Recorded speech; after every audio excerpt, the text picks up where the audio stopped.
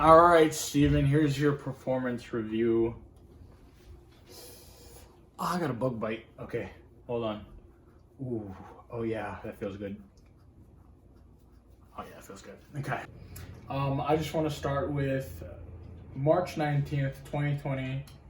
The Thinkorswim brokerage account was created. So we started taking a look at the markets shortly after COVID hit, and we were all kind of subject to lockdown. And what we kind of ended up doing was just waking up in the mornings and and watching the markets, right? And then August 4th of that same year, 2020, we deposited our first $500. Now, it didn't take long at all. According to my notes, November 6th is when my account hit $57. So from that first $500 deposit, my account hit $57, give or take, in about 3 months. So in hindsight, I should have paper traded a little more, and everybody should. That's where you're taking the trades, but they're not actually spending money. But for some reason, in my opinion, I feel like, you don't really learn from mistakes that are hypothetical. And if you're going to learn, learning from mistakes that are actually going to hurt you, that can actually psychologically do something to you, instead of not actually feeling the pain of borrowed paper money, it just didn't feel quite there. And I definitely felt the pain whenever I would lose a lot of my money in very stupid plays. But within the 3 years so far, I think I've definitely come a long way, to the point where now I think about those times and I'm like, why did I ever make those decisions? Or my thinking was so simple. When you're starting off trading and you think, okay, here, follow the news, follow the momentum, what everybody else is doing, and you're gonna ride the roller coaster with them and try to get off at the top. But it really isn't how it works. It was I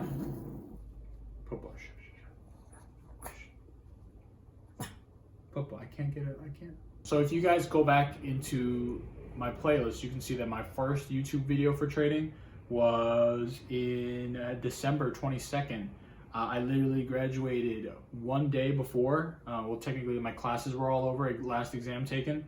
And I kind of wanted to just throw myself in it and just kind of get going right away before I lost the momentum.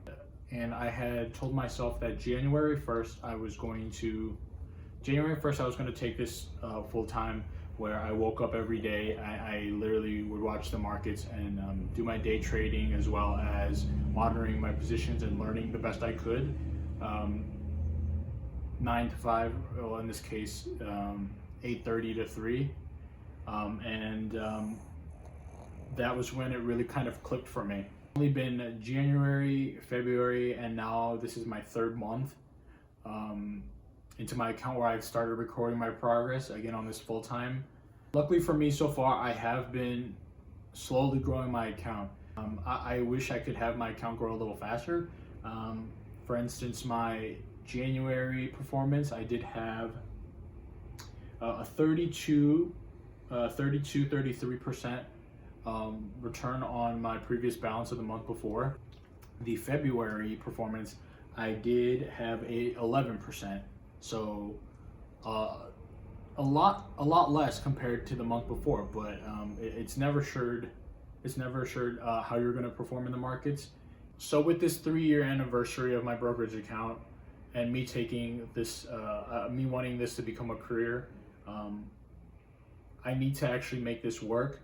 And this has definitely become one of the hardest mental challenges for me to get through, especially working by yourself, not working anywhere professionally first. It definitely feels like you do have a ton against you. But that's anybody who's starting a business by themselves, anybody going out on their own journey to figure out what they want to do. It's never going to be easy, but doubting yourself isn't going to do it.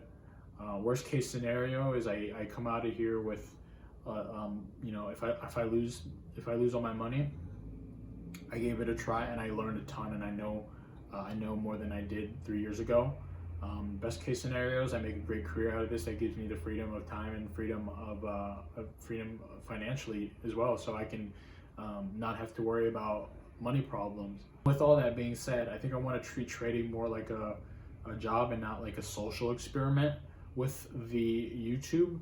Sometimes I feel like the YouTube content creation part of this job for me, trying to do this, is weighing down a little bit on my mental for trading, and focusing on that is probably the most important thing for me. This channel was never meant to be a trading channel. I wanted to just use this YouTube channel to share a little bit of my life. Actually, just maybe one day can look back at it and see what I was up to, or if I have grandkids that all of a sudden want to figure out what I was all about, if I can make anything of myself. But this channel then is just going to be a deposit for just random vlogs then. I don't think I'm going to post too much trading content. I did want to have this content be a fun, creative outlet and not be a trading channel per se that is strictly trading content. I mainly just wanted to share some things that would go on in my life, some memories that I want to keep and look back on.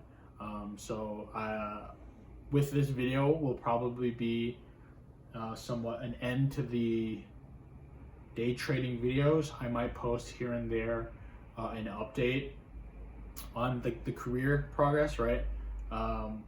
But for me to take this seriously, I want to separate the two. The creative YouTube content, where I can post what I want about fun lifestyle experiences and life updates, and I can keep my professional trading career objectives separate. This part is supposed to be emotionless and technical, and the part of my life where I'm supposed to enjoy and share is supposed to be emotional, fun experiences, not basis of technicals and objectives. It's supposed to just be fun, right? I want to live my life fun, and I don't want to combine the two, work and fun. It's just not the same. So I want to thank anybody who's been watching the view, and yeah, I'll see you guys in the next one. Thank you.